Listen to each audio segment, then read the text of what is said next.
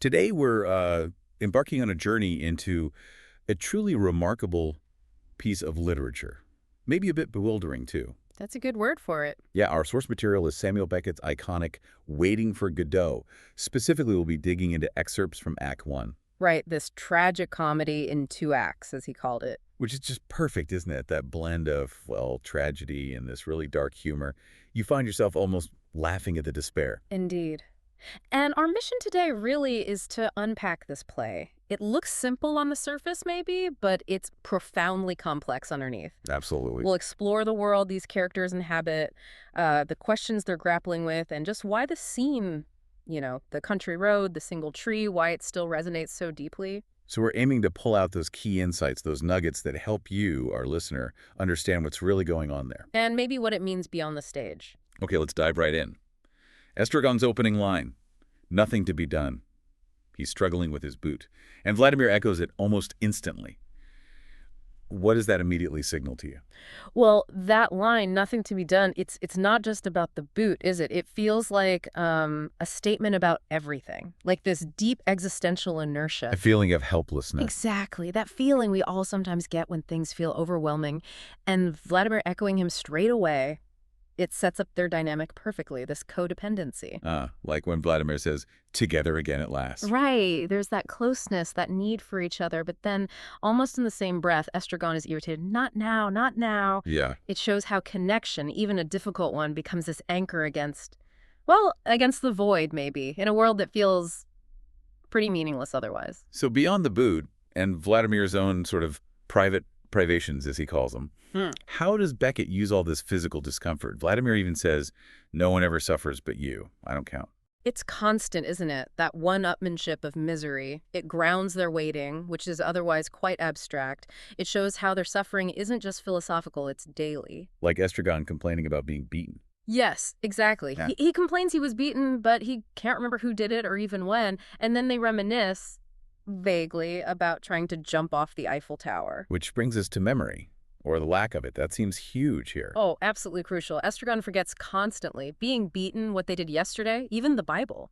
He remembers the maps, thinking the Dead Sea was for honeymooners. Right, and Vladimir gets so frustrated. He even starts questioning reality later, thinking about Pozzo and Lucky, unless they're not the same. Exactly. And that fragility of memory, it destabilizes everything. If you can't trust your past, who are you? How do you navigate the present? It makes their waiting seem even more arbitrary. It questions their own identities, perhaps. Potentially, yes. And mixed into all this bleakness, you get these flashes of really dark humor, like the two thieves crucified with Christ. Oh yeah, they can't agree on the story at all. No. Or why one version should be believed over the others. Vladimir points out, 1 out of 4, why believe him rather than the others? It's funny, but it also chips away at the idea of reliable truth or belief. And that dark humor just flows right into them thinking about hanging themselves from the tree. For an erection, no less. Which is such a morbidly funny, awful line, that double meaning, seeking meaning even in death, almost. And the absurdity continues. They argue about who's lighter, who should go first. It's comical, but also deeply sad. Until they just give up. Oh, let's do anything, it's safer. Right. That line just hangs there, doesn't it? It perfectly captures their inertia. It's the motto of the play, almost. And that inaction really leads us to their main activity, or lack thereof. Which is... We're waiting for Godot. Exactly. That's the core of their existence. And Beckett uses this waiting, this state of suspension, to comment on how we often define our lives, by waiting for something else to happen. There's a strange kind of hope in it, too, maybe. Or just habit. Maybe both. But the uncertainty around Godot is just staggering. Right. They're not sure what day he said he'd come. Saturday, I think. Who knows? The place isn't even clear. Is it tree, a bush, a shrub? They can't agree. And the biggest question, will he even show up?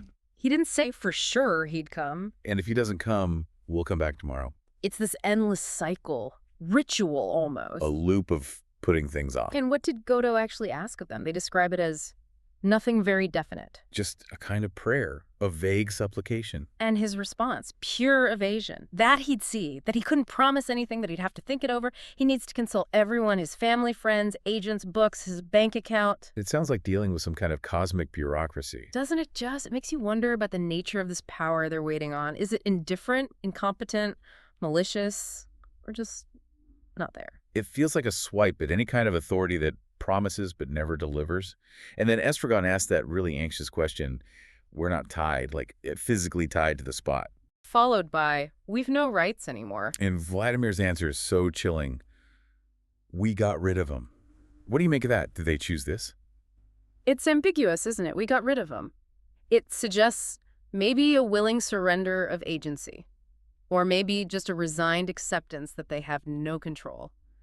It's Beckett poking at the limits of freedom. Are we trapped by external forces or by ourselves? Heavy stuff. And just as you're sinking into their world, they're waiting. Bam! Pozzo and Lucky arrive. And it's such a disruption, a violent entrance almost. Pozzo driving Lucky with a rope, a whip. Lucky carrying everything, the bag, the stool, the basket, the coat. The power dynamic is immediate and brutal. And poor Estragon and Vladimir, they're so desperate for something to happen, they initially think Pozzo might be Godot. Shows how much they're grasping at straws. It really does. And Pozzo just laps it up, doesn't he? I present myself, Pozzo, very grand, initially quite friendly even. Gentlemen, I am happy to have met you. But that friendliness evaporates pretty quickly when you see how he treats Lucky. Oh, absolutely. It's just awful calling him pig, hog, scum, ordering him around. And Lucky's suffering is so visible. The running sore on his neck from the rope? Yeah, the slobbering, the panting. He's practically falling asleep standing up. It's hard to watch. And Vladimir and Estragon are actually outraged. Scandal. Disgrace. Which is interesting given their own passivity, but Pozzo just rationalizes it all away. He says Lucky wants it. To impress him or mollify him. Yeah, or that Lucky's trying to trick him somehow. It's twisted logic. And then he just casually drops that he's taking Lucky to the fair to sell him. Because you can't drive such creatures away. The best thing would be to kill them. Chilling. It's utterly dehumanizing. It forces you to confront just how awful those extreme power imbalances can become. And then Pozzo comes out with that incredible, cynical speech. Ah, yes. The tears of the world are a constant quantity. For each one who begins to weep, somewhere else another stops. The same is true of the laugh. It's pure Beckett, that sort of cosmic balance sheet of suffering and joy. Let us not then speak ill of our generation. It is not any unhappier than its predecessors. Let us not make well of it either. Let us not speak of it at all. It just flattens everything, doesn't it? Makes individual pain seem insignificant. It really does. It challenges any idea of progress or that our generation is somehow special in its suffering or its joy. And the twist. That Lucky apparently taught him all this. But for him, all my thoughts, all my feelings would have been of common things. It suggests this weird, parasitic relationship, the master deriving his profundity from the one he oppresses. That's deeply unsettling. Okay, so after this philosophical detour, Pozzo offers some entertainment. Right. He offers Lucky to dance, sing, recite, or think. And Vladimir, surprisingly maybe, wants to hear him think. But there's a catch. Lucky can't think without his hat. And they're a bit nervous about putting it on him, right? Because he kicked Estragon earlier. Understandably. But they do it, and then it begins. The Lucky's monologue. It's something else. It's an explosion, a torrent of fragmented ideas, half-formed thoughts, theological jargon mixed with gibberish. Given the existence, as uttered forth, of a personal god, quaqua quaqua, with white beard, quaqua quaqua. The quaqua quaqua is brilliant, like thought itself breaking down. Exactly. It touches on huge themes: God, time, love, suffering, who loves us dearly, with some exceptions for reasons unknown. And then humanity wasting away. Man, wastes and pines, fades away. And these bizarre, almost academic phrases pop up. Like the dead loss per head since the death of Bishop Berkeley. It's like he swallowed a library and is now vomiting it back up, completely undigested. The imagery gets quite intense, too.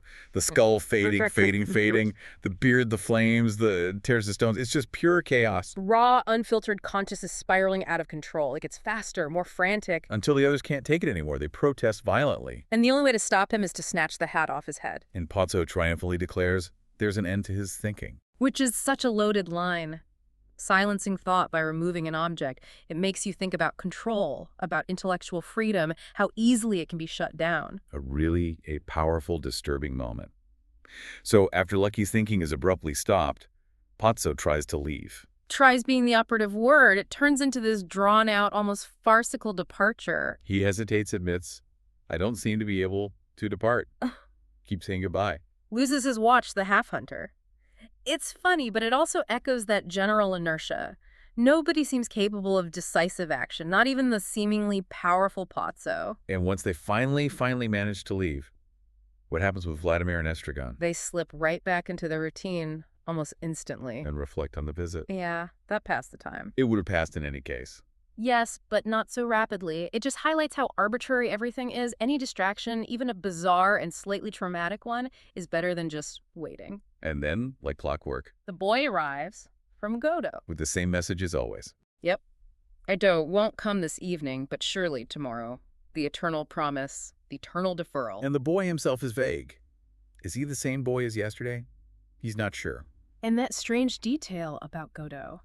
He beats the boy's brother, the one who minds the sheep, but not this boy who minds the goats. It's just another inexplicable piece of the puzzle, or non-puzzle. Right. Then night falls, very suddenly. Mirroring their mood, really. The gloom descends. And Estragon has that heartbreaking line, I'm unhappy. I'd forgotten. As if happiness, or at least numbness, was the default, and unhappiness is something you remember. He compares himself to Christ, too. Just Right. adds to that sense of despair. And then what do? They circle back to the idea they had earlier. Hanging themselves. Again. They talk about it, weigh the options, just like before. And just like before, they decide against it. Which leads us to those final iconic lines of Act 1. Estragon.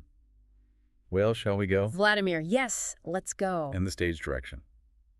They do not move. Curtain. Boom. Perfect encapsulation. The intention is there, the words are there, but the action isn't. Profound in action. Nothing has changed. Nothing will change tomorrow, you suspect. It leaves you hanging, literally and figuratively. It really does. And what Beckett does so brilliantly here is create this microcosm of waiting, of uncertainty. He uses Didi and Go-Go and Pozzo and Lucky to explore these huge human questions. From something as mundane as a sore foot. To the cosmic dread in Lucky's monologue. This whole deep dive into Act I, it's just a glimpse, but it shows so much about purpose, power, memory, inaction, universal stuff. So thinking about all this, what does it mean for you listening right now? As we leave Vladimir and Estragon there, still waiting by that tree. It kind of makes you reflect, doesn't it? Definitely. In your own life, maybe ask yourself, what are you waiting for? Is there a Godot you're anticipating? And how much of your present moment is shaped by waiting for that future thing? What happens, or maybe what doesn't happen while you wait? What are the small actions, or perhaps the big inactions, that define your own personal version of nothing to be done? Something to think about.